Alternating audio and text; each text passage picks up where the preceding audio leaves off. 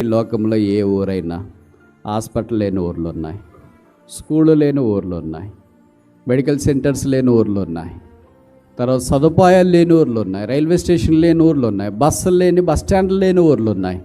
కానీ ప్రతి ఊర్లో ఇది ఖచ్చితంగా ఉంటుంది. ఒకటి, దాని పేరు శ్మశానం. మా ఊర్లో శ్మశానం లేదనే వాళ్ళు చేయొద్దండి. మా ఊర్లో బడి లేదంటే చాలామంది చేయొత్తారు, హాస్పిటల్ లేదంటే, రైల్వే స్టేషన్ లేదంటే, బస్ స్టాండ్ లేదంటే, ఎయిర్పోర్ట్ లేదంటే చాలామంది చేయొత్తారు. కానీ మా ఊర్లో శ్మశానం లేదు. శ్మశానం ఏ జ్ఞాపకం చేస్తుంది? మరణానికి జ్ఞాపకం చేస్తుంది. ఏసుని ఎరగినా ఎరకపోయినా ఒక మనిషి బ్రతికున్నంత దాకా మనిషి పేరు అక్క అన్న అంటారు. చనిపోయిన తర్వాత ఆ అన్నని ఎక్కడ పెట్టారని అడుగుతారా?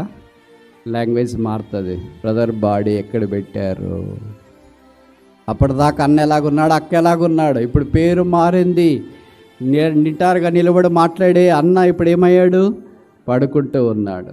మనకు తెలుసు కదా, లోకంలో చెప్తా ఉంటారు, కూర్చున్నప్పుడు దండేస్తే సన్మానం అంటారు, పడుకున్నప్పుడు దండేస్తే శ్మశాన సంస్కారం అన్నమాట. దండ రెండు సందర్భాల్లో వేస్తారు, కానీ పొజిషన్ని బట్టి మారుతారు. కూర్చున్నప్పుడు దండేస్తే రిటైర్డ్ అయ్యాడు, షాల్ కప్పి దండేస్తున్నారు, సన్మానం అందరూ చప్పట్లు కొట్టారు. అదే పడుకున్నప్పుడు దండేస్తే శ్రద్ధాంజలి.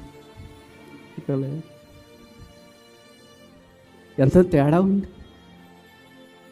ఇంత దాకున్న చేతులు దగ్గరికి వచ్చేస్తున్నాయి, కట్టేస్తున్నారు దారం. కాళ్ళు బొటనేళ్ళు దగ్గరికి వచ్చేస్తున్నాయి, కట్టేస్తున్నారు. ఎప్పుడు దూది పెట్టుకోలేదు, ఇప్పుడు చెవుల్లో దూది పెట్టేస్తున్నారు, ముక్కు దగ్గర దూది పెట్టేస్తున్నారు, నోట్లో అంతా బ్లాక్ చేసేస్తున్నారు. ఎప్పుడు సెంటు కొట్టలేదు, ఇప్పుడు సెంటు కొడుతున్నారు.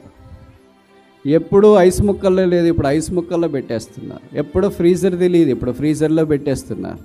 పక్కన వాళ్ళు ఏమో పాట పాడుతుంటారు, ఆహాయ భూరధ్వని ధనించిందో.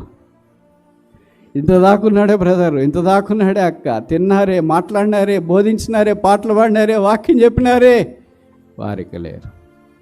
తీసుకుని వెళుతూ ఉన్నారు సమాధి దగ్గర. ఊరికి వెళ్ళపట్ట. ఇంట్లో ఉన్నవాడు ఇప్పుడు ఊరికి వెళ్ళపట్టి వెళ్తున్నాడు. కుటుంబంతో ఉన్నవాడు ఏకాగుంటానికి వెళ్తున్నాడు. ఇంతకుముందు ఇంట్లో పడుకున్నవాడు ఇప్పుడు ఒక్కడే పడుకుంటున్నాడు.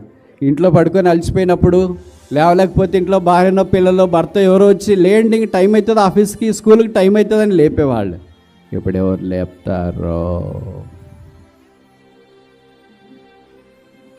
టిఫిన్ చేయాలా, లేయండి అని లేపుతారా? టీ తాగాల, లేయండి అని లేపుతారా? మీరు వెళ్ళాలి కదా, లేయండి అని లేపుతారా? ఎవరు లేపుతారు? లేపలేని నిద్ర.